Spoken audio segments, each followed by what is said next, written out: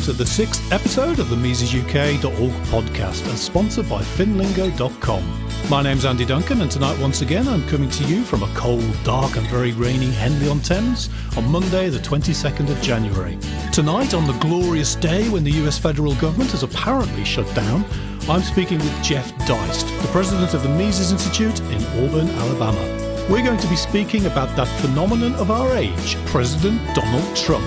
So, without further ado, good evening, Jeffrey. Hello, Andy. Apparently, our betters in Washington, D.C. managed to hammer out a compromise today that against all odds will enable us to work under the federal rubric once again. So have no fears, England. You're in good hands. We're safe. What would we have done if all those people in the US federal government had stopped working today? Oh, well, at least I can sleep safe in my bed tonight. Now, last week we chatted on Skype for a few minutes, and you said Alabama was very cold, which I couldn't believe, because I nearly died of heat stroke when I went there once. So how's it going down there today? Well, it's true. The U.S. South and cold are not two things that most people normally associate. But yesterday, I'm happy to say, Sunday was a beautiful 70-degree cloudless sky day. So we're back to our normal winter. So for that, I'm happy. Summer is a bit different question. But you're an Englishman, so you undoubtedly suffer when you come here. Yeah, well, as long as I have plenty of gin and tonic, I'm generally okay. Now, President Donald Trump's been in the White House now for just over 1 year. And even with this federal shutdown, which didn't happen, unfortunately, the sky still managed to stay up. It hasn't fallen in yet. How can you explain this? It really is interesting how most of the criticisms aimed at Trump by progressives are based on tone and style rather than substance. There was a march yesterday in the U.S. in many, many cities, but primarily in Washington, D.C., which was exactly 1 year after the first march that happened, a women's march, not long after Trump was inaugurated in 2017. And I saw a sign yesterday from the march in Washington on a photo, which really struck me. It was a woman holding a sign that said, "If Hillary was president, we'd all be at brunch." And I thought that was just so telling because, as we all know, Hillary, her tendencies would be to escalate or even increase the number of conflicts the United States is involved in. And her tendencies would be to escalate and increase the number of domestic depredations the U.S. FedGov is involved in. So it really shows you that this is not about policy or substance. This is about a really visceral hatred of Trump, some of which he brings upon himself. But it really is an irrational period, not only in the United States and in the West. And in that sense, it's a little frightening. Yeah, we're getting all these kinds of value statements in the UK as well, where the government says we're going to ban all petrol cars within 20 years, knowing full well that in 20 years' time, things will happen that will happen then. Now, a lot of my US-based friends, and we won't mention any names, love President Trump. As Austrians, though, should we be careful supporting any political leader? Well, he doesn't seem to have an intellectual bone in his body. I don't know what he's read. I suspect very little. And there's something to be said for a non-ideologue as president. What we have to be particularly careful of is the people who are convinced of their own rightness and their own goodness, the do-gooders of the world, let's say an Al Gore, in many ways frighten me more than a Trump. The frightening thing about Trump is his ego and his thin skin, his need to lash out at critics.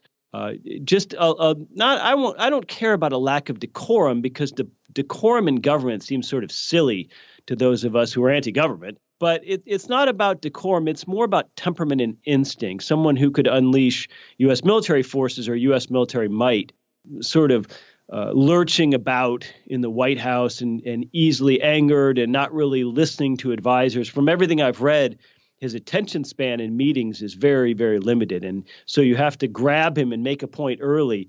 But then if someone comes and has a meeting with him after you and they grab him better than you did, he'll just lurch and change his mind. So he's definitely a volatile human that probably served him well amongst all the sharp elbows undoubtedly being thrown in the Manhattan real estate market. But as president, it's a different beast. But I don't know libertarians who love him per se. I know libertarians who love things about him or what he represents. And So I'm not exactly sure that we should love him, but we do know what Hillary is and what Hillary would have been. That's the thing, is Hillary and her husband are known quantities, and Trump was not. That's what's so astonishing about the whole thing. Now, when he first came in, lots of his policies were very what you might call blue collar, and I don't profess to know too much about American politics, but very Democrat in a way. And he used to raise funds for Hillary and for Bill Clinton and various others, and he had various protectionist policies on board. But in the last year, he does seem to have put in a lot of conservative policies. And one I particularly like is pulling out of the Paris Climate Accord. Has he actually done some Austrian things in the last year, or some conservative things? Well, it's interesting. He did speak with John Allison, who was the former head of Cato and who was a longtime banker with BB&T, who is a hardcore anti-Fed guy. He spoke with him and met with him prior to nominating Powell as the successor to Janet Yellen as head of the Fed. He's also appointed some Austrian-leaning people in the Department of Education and elsewhere. So I don't think that he has a doctrine or an ideology that motivates him at all, but he does sometimes seem to stumble upon a truffle underneath all the acorns. So I don't know. It's just impossible to know. The only person that we at the Mises Institute know who actually know him somewhat on a personal level is Judge Andrew Napolitano, who has just known him in New York City over the years. The judge happens to live in Trump Tower, so he's a tenant of Trump's in that sense. Mm-hmm. And so we've been able to get a little bit of Trump the man from him. But if he's done some Austrian things, Andy, it's inadvertent. Let's just leave it that way. Well, should we talk about then his tax cuts? Because in the last couple of months, the left hate his tax cuts, which to me, whenever the left hate anything, I tend to like it. What do you think of his corporate and personal tax cuts? Are they useful for growing an economy at all, or are they just ephemeral? I think they're mildly useful. They're more useful in the sense that they give people hope that when the government takes in a little bit less revenue, or even if it takes in more but cuts rates a little bit, the sky doesn't fall, and we aren't all hanging on every last penny in the federal budget to keep us fed and clothed and housed. And I think as a business guy who paid a lot of taxes and saw a lot of really lengthy corporate tax returns during his business career, he understands that. He also understands how low interest rates help business guys at the expense of the little guy. Little old ladies trying to save in their passbook account without getting into exotic investments and that sort of thing. So he's mentioned that a couple of times, how he seems to understand that a low interest rate environment is artificially good for real estate, but perhaps not the common guy. So, yeah, the tax cuts are good and they're healthy. And what's so interesting to me is how Apple has now pledged to repatriate a lot of foreign earnings that had been building up in its subsidiary companies overseas, and they're going to bring these back into the U.S. many, many, many hundreds of millions of dollars at a special one-time low tax rate on those repatriated earnings. They'll be paid up from a subsidiary foreign corporation to the parent Apple Corporation in the form of a dividend. So that appeals to his America jobs first type rhetoric and the people who employ that, the people who believe in that sort of thing. So it's a mixed bag, but the tax cut thing is something that's blunted a lot of the conservative criticism of Trump, people who don't like his tone and style and think he's an irreligious man and that sort of thing. So it was certainly brilliant politically that he got it through. But I think the benefits are small, but still good. In the last few weeks as well, we've also heard a lot about his 1 year in the economy, and the numbers all seem very, very good in the economy, high kind of stock exchange figures and so on. But speaking about money printing, are these numbers high because the economy has actually grown, or is it just because there's more money being printed, so the numbers look better? There's certainly more base money has been created since the crash of 2008 than any other time in history. The problem is, or the question is whether that money is mostly just sitting around in the form of bank reserves for commercial banks who aren't really lending it. Surely it's a double-edged sword, because I think Trump is treading on very dangerous ground when he trumpets about the stock market, because first of all, Americans have unreasonably short attention spans, and they oftentimes have imbecilic views of what drives an economy and what drives the stock market. So all of the things that have been building up towards highs in the NASDAQ and the New York Stock Exchange were set into motion many, many, many, many years before Trump ever even thought about running for office. So just as presidents aren't really responsible for recessions and depressions that may happen to occur during their terms, they're also not responsible for what I would say in this case is an ersatz form of economic prosperity. I think it's very silly and dangerous for him to talk about this because if the economy turns, then he'll be in very rough shape heading into 2020 because he'll be forced to accept the good with the bad. Yeah, maybe he's just one of Napoleon's lucky generals. Do you think he will run again? Because I thought he'd only do one term just for fun. Do you think he'll do a second term or go for a second term? It would be a stroke of genius if he didn't. And Trump being Trump, he wouldn't let the other side or supposedly his own side know that, I'm sure, until very late in the game. So I think it would be wise. It would take away progressives' opportunity to visit retribution upon his head, which is what's going to motivate the 2018 and 2020 elections, no question. And it would also, if he had that in the back of his mind now, this far out, it would free him up to do more of what he'd really like to do. So it'd be politically a masterstroke, but I suspect his ego is such that he will run again. There's something about being president that make people want to run again. So I think you should tell him that, Andy. I think you should suggest that to him. Speaking of imbecility, one of my favorite movies is Idiocracy. And the US president, and that is President Camacho, who you might have seen on YouTube. Now, we do hear rumours that Oprah Winfrey is going to be running for the Democrats and possibly against Donald Trump, another TV star. Do you think with these TV stars, starting, of course, with Ronald Reagan, becoming US president, are we beginning to see a move towards the world of idiocracy? Well, it's idiocracy versus technocracy, I suppose. When we look at leaders in Europe like Juncker and Merkel and who are really technocrats in a certain sense. We've got idiocrats over here. And I think Oprah Winfrey would be a formidable candidate because first and foremost, the name ID question is done away with up front. She has a lot of money and she has a lot of fans. And I do think that the Democrats will not have a white male as their standard bearer in 2020. There's no question in my mind that the next Democratic candidate will be a woman, and in Oprah's case, would be a black woman. So I think she has as good a chance as any. But here's what's so strange about the whole thing is that I guarantee you Oprah and Donald Trump would agree on just about everything deep down in their heart of hearts. And I also, when I look at the left and I think about the years that they enjoyed under Obama, and they really did like him, they view what I would consider his aloofness.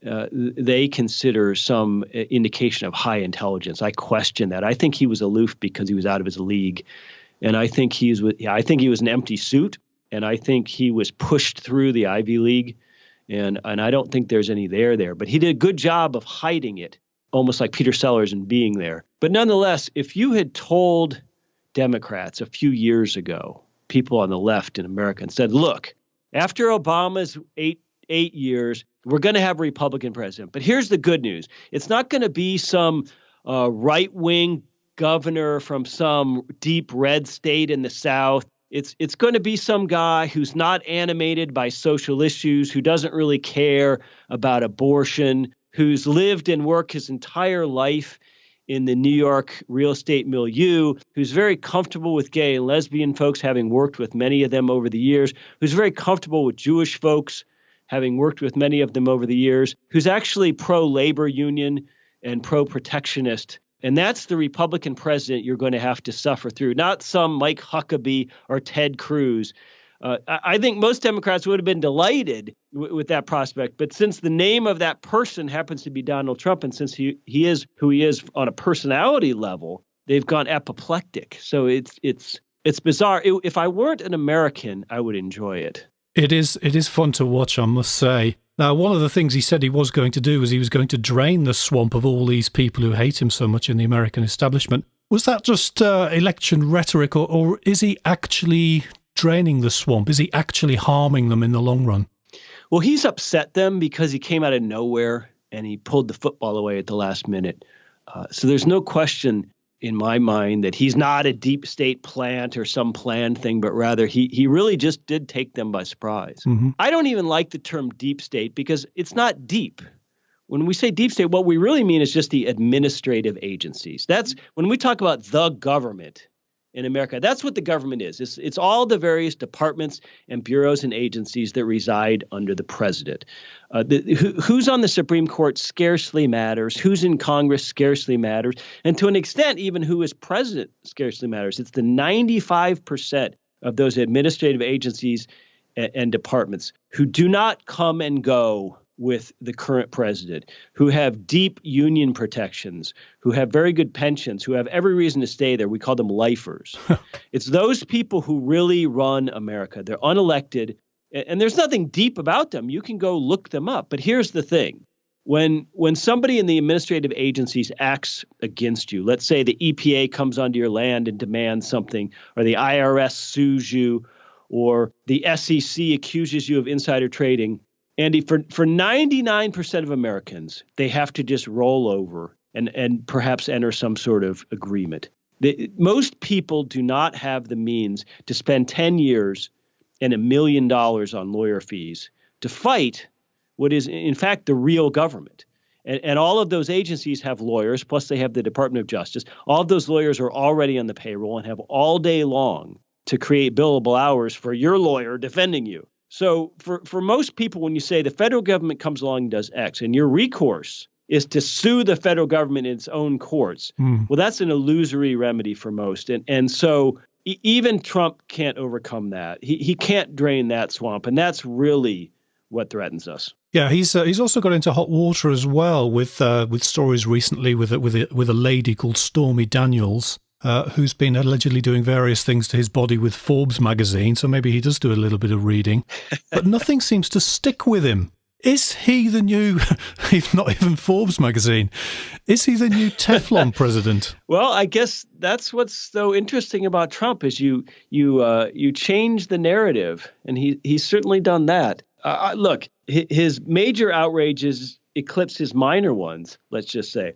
And we don't really know what's true about the story with this pornographic actress. But I think that what's been identified among conservatives, especially Christian conservatives, as their hypocrisy on supporting Trump, who's clearly not a guy who cares or who is motivated by Christian faith. There's no question he is not that. So why do they stand up for him, and are they gross hypocrites? Well, the best explanation I could find just prior to the election was they were looking for a bodyguard. They view the left as deeply hostile to all things Christian. And so that explains some of his Teflon effect among conservatives. But I think he also has the ability to constantly change the story. Something that is a huge story for 48 hours, like the Las Vegas shooting, is just immediately swept away by the latest Trump thing. I remember when he went after a talk show host named Mika Brzezinski, who co-hosts with this awful former congressman, talked about her facelift. And that was just the huge story for 24 hours. How could he say that? And then just the next day, there was something new. There's something new. There's something new. So there's this form of outrage fatigue. And just as the left is getting its sea legs and saying, oh, my gosh, how can all of you supposedly moral Republicans support this guy who paid off a porn star to keep quiet? There's quicksand under their feet. We're already on to the next thing. So I think that's how he does it. I'm almost outraged that he paid her off, but she spoke up anyway, even though she'd got his money, which I think is pretty bad. Allegedly, of course.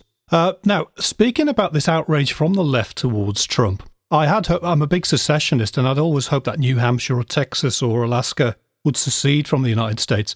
Do you think there's any chance of somewhere like California or Oregon or maybe even New York State seceding from the United States to get away from Trump, especially if he wins the next election and then maybe somebody like him wins the election after that? Boy, if he wins in 2020, that is really going to heat up.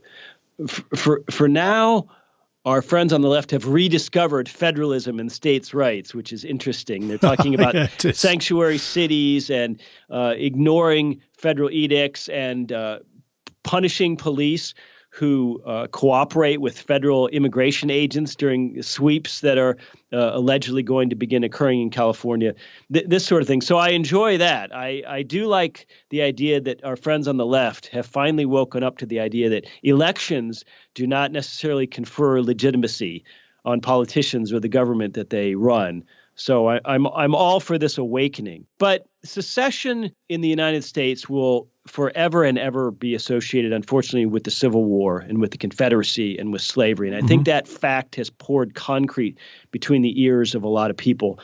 Look, 320 million people with widely diverse interests can't be governed competently by Washington. There's no question that we should be many nations in America. And if Trump wins, I think that's actually possible. I think the left assumed that progressivism and globalism were just inevitable, that was the arc of history, and that was continuing apace, and that Hillary would win, and that we would become more and more like Europe, and these terrible deplorables, especially older white deplorables, would simply die. And that's true. I still think that's true, and I still think that's happening, but I think it's happening slower than they hoped. And we've seen this with Brexit as well. There were a lot more old country English folks voting on Brexit than they imagined. So the question we have to ask to our progressive friends, and I say this in good faith and with certain progressive friends I have whom I love, would you be willing to have almost all the things you want here and now in certain smaller geographies in exchange for some sort of federalism or secession? Or do you insist on ruling everywhere, but eventually? That really is the question. And I think because they saw this stuff as inevitable, they said, well, look, the only reason you right-wingers or you libertarians are talking about secession and centralization is because you're losing. But now that they've had a taste of losing, all of a sudden it doesn't seem so crazy anymore. So that would be a wild, wild thing to consider if Trump wins in 2020. Yes, it'd be interesting if California or maybe just San Francisco pulled out of the United States. That would be incredible. It's one of the things I like about Trump is that he has pulled out of the Paris Climate Accord, which the left hated. He's been against the UN and so on. So if he did stand there, and just on that basis of putting a broom up the backs of the left, would you vote for him in 2020? No, I wouldn't vote for him because I'm too namby-pamby on. I don't want to vote for someone who's going to drop bombs on anyone and then feel like I have that on me. But the thing about Trump is he if San Francisco tried to secede, he would thwart it. He wouldn't see the wisdom in letting them go. That's what I fear about him. So I don't think there's anything that could happen in between now and 2020 that would make me vote for Trump. But I'm not a voting kind of guy. I don't know what else to say about it, but I can certainly cheer his good bits from the sidelines. And what do you think the next 3 years are going to be like with him? Well, I know what it's not going to be like, and that is there's this narrative amongst libertarians because the libertarian moment has faded. Let's face it. There was a peak there in the 28 to 2012 timeframe with Ron Paul running twice, and then with his son Rand developing some momentum and potentially being the Republican nominee, although that fizzled badly, where we felt we had a libertarian moment happening in the U.S. And then Trump came along and sucked all the oxygen out of the room. And we ought not lie to ourselves about that. That's just the facts. And so we're in a period of time where we have to regroup. So I've heard people say there's so much disgust, Andy, with the two major parties in the U.S. that 2018 and 2020 are going to be about the rise of third parties. And I think this is absolute nonsense. I think 2018 and 2020 are going to be about, first and foremost, female candidates. Yep. I think both parties are going to promote as many female candidates as possible. And I think the progressive narrative is going to be about revenge against Trump. Hurt this man, hurt the people who voted for him, because they had the audacity to push back against our inevitability narrative. So that's going to be the theme. That's going to be the overriding topic, and that argument is going to be fought within the framework of the two parties. And any third party that threatens to take a few votes or a few percentage points away from either the Republicans or the Democrats is going to be savaged by one of those two parties respectively, because they're going to say, look, all of you people who voted for Jill Stein, you cost Hillary the election, and we ended up with Trump. So put aside this third-party nonsense and just vote for the actual candidate who has a chance. That's what I think is going to be the narrative: revenge on Trump. And it's not going to be pretty. It's not going to be fun. And I don't look forward to the 2018 midterm elections because try as I might, it'll clog up my life, at least via social media, for months. Yeah, the wonder of democracy. Anyone can be a leader as long as you work for one of the two parties. Well, it's been great talking to you again tonight, Jeff. Before we go, is there anything else you think our listeners need to know about the Mises Institute? Well, if you find yourselves in the United States, please come visit us. We're very near the Atlanta airport. Please visit Mises.org. You will find an absolute lifetime worth of reading there if you're interested in economics or if you're interested in political economy or libertarian political theory in general. There's no shortage of free content there, and we would absolutely love to have you on our site. We'd love to have you following us on social media, and we'd love to hear from you and have you engaged with us. Well, I can just say to people, try to avoid going in July or August when I went, when I nearly died being an Englishman. Anyway, thank you very much for your time tonight, Jeff Deist. Thank you, Andy. We hope you enjoyed tonight's programme on the MisesUK.org podcast.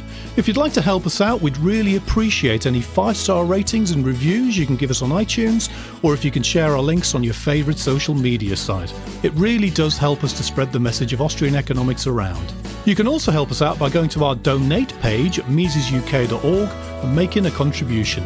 We're very excited here at Mises UK because this weekend is our first ever conference in London, in which our guest of honour will be Professor Hans Hermann Hoppe. And this is mostly being paid for through those donations. So thank you to anyone who's helped us out financially in the last year to pay for this conference. We'll be back soon after the conference with our 7th episode of the MisesUK.org podcast. In the meantime, please look after your property and freedom responsibly.